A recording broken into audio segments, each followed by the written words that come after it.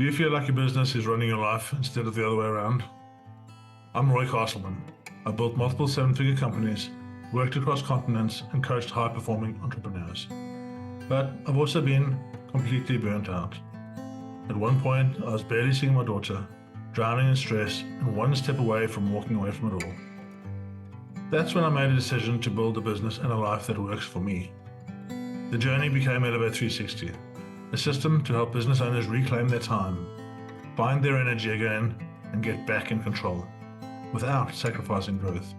And this podcast, Power Movers, is where I share real stories behind that shift. Each week you'll hear from entrepreneurs, founders, and leaders who've walked through the fire and come out the other side with clarity, courage, and a system that works. If you're ready to build a business that gives you more life instead of taking it away, you're in the right place.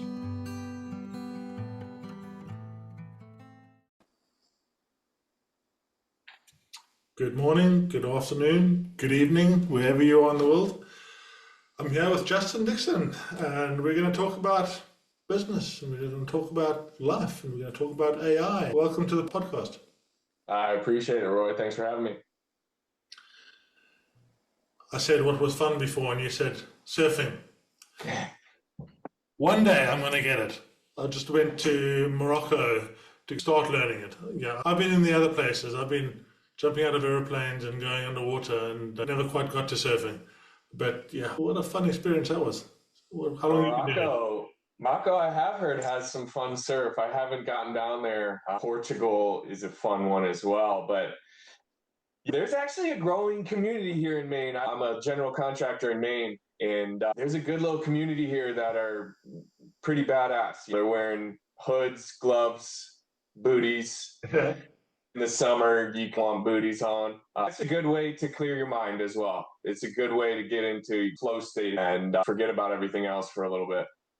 People look at what I do in the adrenaline side of it. I jump out of airplanes, right? And they're like, oh, you're just an adrenaline junkie. And I'm like, no, it's not. It gives me a time when I can be in the moment, right? And then I can't think about anything else. Ping-ponging brain finally stops. So tell us about business. What I actually want to know about is, when did you step out of being employable and become unemployable? What was that moment like? Pinpointing that, probably about a year ago. Roughly a year ago, I really stepped out. We've been in business for 6 years. We do a lot of high-end renovations in the Portland, Maine area. And me and my cousin starting up, I managed everything, and he's the finished carpenter. We're both on site making it happen. We were going to do some of our own investments. This is all during COVID when there wasn't a lot of properties available. So we just used other people's money and got us off the ground. And here we are still renovating for other people 6 years later, but unemployable. I just had to do a salary sheet for a new accounting company that's helping us out. And it's a long list, a lot of hats to wear. And every week's different. So I'd say probably a year to 2 years ago is when it was really clear that myself and my cousin, the other owner, were unemployable. That's the thing, right? You start this thing and it's your baby, right? And you birth this baby, and for the first 6 months, it's like a bloody baby. You can't sleep at night, and you're up until 3 in the morning. Hour weeks. Yeah, every waking moment is all about this thing that you birthed. And then it goes to the terrible twos, and it's like, then slowly but surely you get to the teenage years. I think business owners are so cool because they see a problem in the world and I want to fix that problem in the world. How many people do you know that have said to you, I've got this great business idea, but how many people actually do something about it? And that's the hardest part. It doesn't have to be perfect. You just got to go for it, I think. It's funny, though. There's always that next step, right? They say getting to $1 million's tough, and then 2 to 3 million's the hardest part. We'll do about 2.5 to 3 this year. We kind of hit 1.5, 2, and said, let's take a second and refine for a year.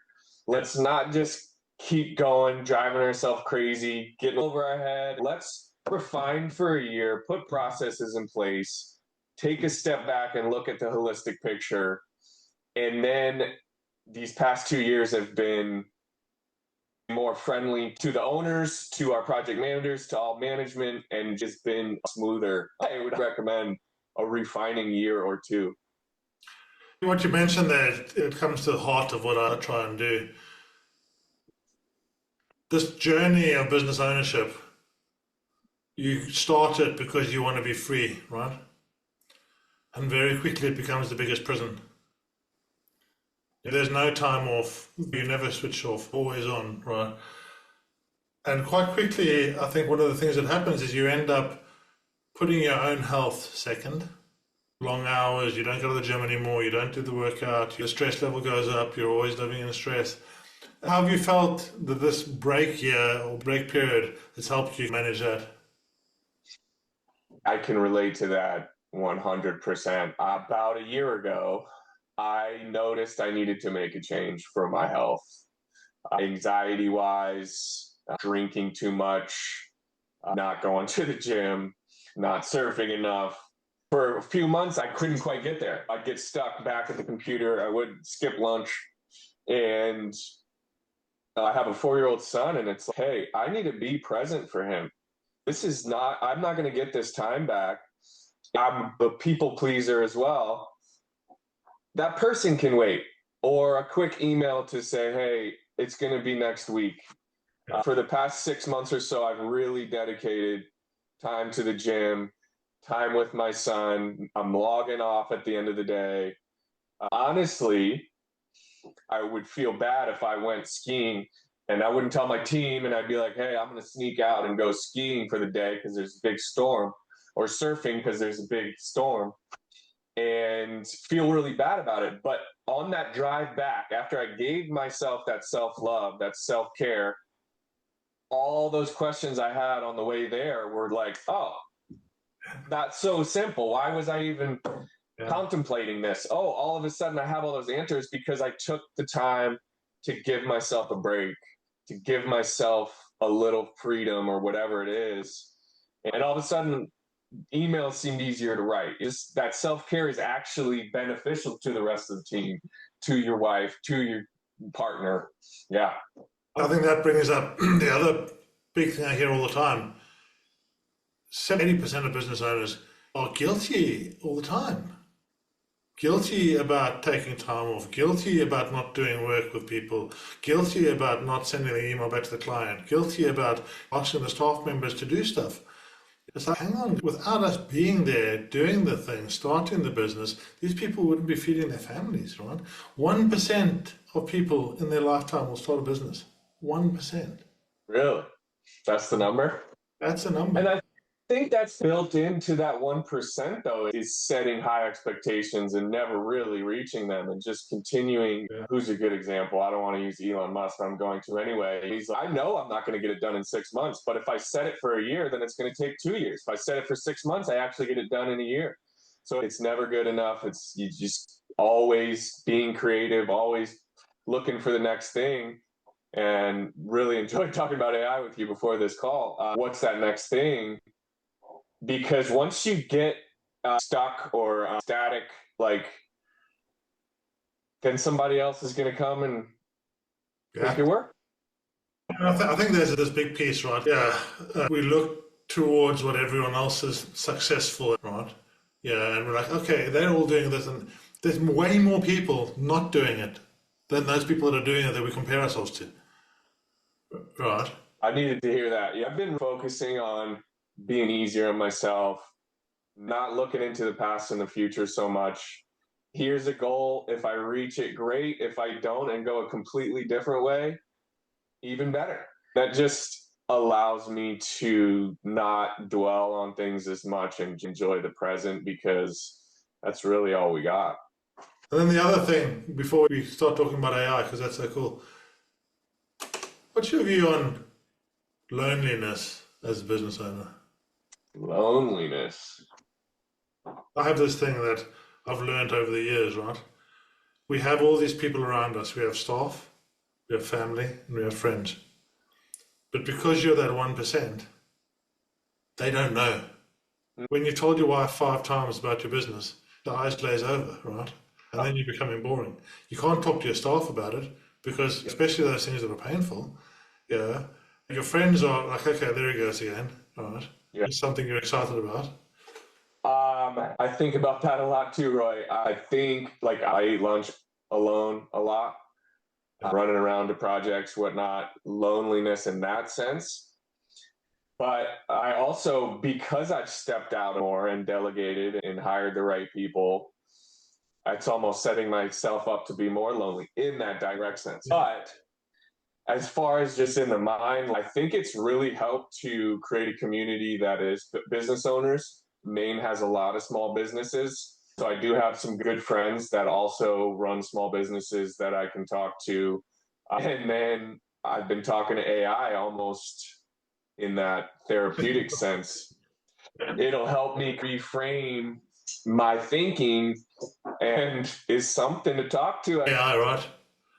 I know I've seen that the world is so scared of AI, and the opportunity that's there is we can do 10 times more work with 10 times less people. Right? And this is the problem, because it's like I've now got a staff of 10. How do I justify getting rid of 10 people? And I'm trying to get people to reframe this, right? Yeah, we have the opportunity to have people do the work that they love doing, which should be the human part, which should be the visual part, which should be the connecting with other people, having more conversations with customers, having longer time to talk internally. If we can do 10 times more work in 6 hours a day, that's the vision I've got for it. AI can never have that connection, that relatability, that face to face. My favorite part of my job is doing the walkthroughs, seeing a new home for the first time, taking some measurements, and getting to know these people. I had one this morning with friends I know from our daycare, and it was almost like a friend meetup. That's the part I enjoy the most. So how can I get all this other shit that gets repetitive off my plate? For us, it's very personal. I'm coming in and I'm renovating your kitchen. Potentially, you're going to be living upstairs while we're downstairs working. And we're going to be selecting everything together or working with a designer. But it's very personal. And I don't see AI taking it over anytime soon. So, to all the people out there, the trades is a good place to be. Yeah, what's that feeling you get for you, right? When you hand over that kitchen. Yeah. It's special. It's not always as glorified as the TV shows make it. We hand it over, and there's usually a punch list of little things that need to get done. Yes, it's special, and I can drive around my neighborhood or around town with my son and point at the houses that we've renovated. It's very tangible and goes from the very beginning creative aspect, designing it, to a tangible kitchen that you're going to use for the next potentially lifetime, 50 years, hopefully longer. It's very special. I think the other thing I wanted to note was just. I think we do this because this is the problem we see in the world and we go out and fix it. I love working with business owners, having a conversation with them, and I see the light go on in their eyes, and they're like, that's the shortcut I can do to get to the next stage. That's what I've been missing. It is about the connection. What we start with as business owners is a vision that we chase after, right? I want to see 10,000 business owners live the life they love. I love going and traveling. I love working around the world. I work with all sorts of different people, right? That's what lights me up, and that's what gives me enough power to carry on through the difficult stages, right? How many difficult times have you had? How many times have you not taken a salary because you got something wrong, or something went against you, or COVID hit, or something, right? A couple times have not paid ourselves for a few months. I think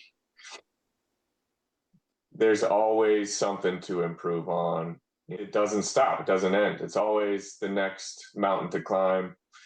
In construction in general, there's always something to learn. I think a lot of the skills are getting lost with the retirees that are leaving. And we're a young team. We're all still in our 30s or younger, and trying to get people excited about it. I think you might have an influx of people coming to work for you, right? Just saying. Yeah. Yeah. But yeah, where are we going? Where do you think? Yeah, where are you going to be in a year's time? What is good look like for you in 5 years' time?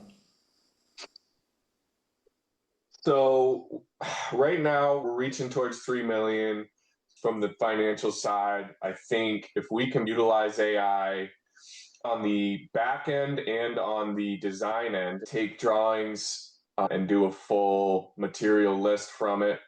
That's a lot of time. If we can speed up estimates, speed up the whole planning process, and also start transcribing every conversation, not only the Zooms, but walkthroughs, phone calls, transcribe all that, get it to pull from our scope of work and say, hey, this You missed this and you missed that. this is a change order.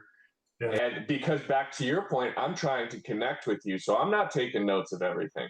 I need that transcription. If we can, because right now I don't want to grow our team. I have a goal of staying at 5, 6 people, 5.5 part time, and can go from 3 to 5 million with the same team. That's the goal right now. That's going to be the power of AI, right? Yeah, you can go from 3 to 10 million. Yeah. If all those things can be sped up for you, you can do that. And how many things in the day do you not like doing? If you can find those 10 things you don't like doing and make them 10 times faster, that's going to be the power. It's fun the first couple times because you're figuring it out. And then once you do it 10 times, it's like, shit. And you still get to do that with AI. You almost more. You get to create that whole process, agentic systems, if you will. Putting that in AI, and then all of a sudden you're not doing it day to day. You're not doing the mundane. That's the curse of the entrepreneur, especially you also at the visionary parts. You get much more excited about figuring stuff out and much less excited about operations, right? 100%. And learning that process as you go through it. That's the fun part. Always learning, always improving, always humble on what you do know. The more you learn, the less you know, right? Roger, thank you very much for joining me. It's been awesome chatting. And if I ever get to Maine, I'll come surfing with you. And likewise. You show me how to actually do it properly. We'll catch up in a year's time and see if you made your 5 million. All right. Sounds good. I appreciate it. I'll put all your contact details below and we can catch up and see where it goes. Cousins Co Renovations, cousinscomaine.com or Cousins Co Maine on Instagram. Cool. Thanks for coming. Thanks, Roy. Thanks for listening to Power Movers, the podcast from All the Power, where our mission is to help business owners reclaim their time, reset their energy, and live the life they love. If this episode sparked something for you, your next step is simple. Take the fit check at allthepower.co.uk. It's a short clarity tool that helps you see where you are, what's getting in the way, and what might be possible if you have the right system. When you're ready, come and join the tribe. Power Movers start with our signature framework called Elevate 360, a system built to help you escape survival mode, create structure, and move forward with power. Just remember, everything we share here is based on real stories, experience, and frameworks. It's not personal business advice. Always speak to a coach or advisor before making big decisions. Because in the end, it's about more than business. It's about building a life that you actually love. I'm Roy Castleman, and I'll see you in the next episode.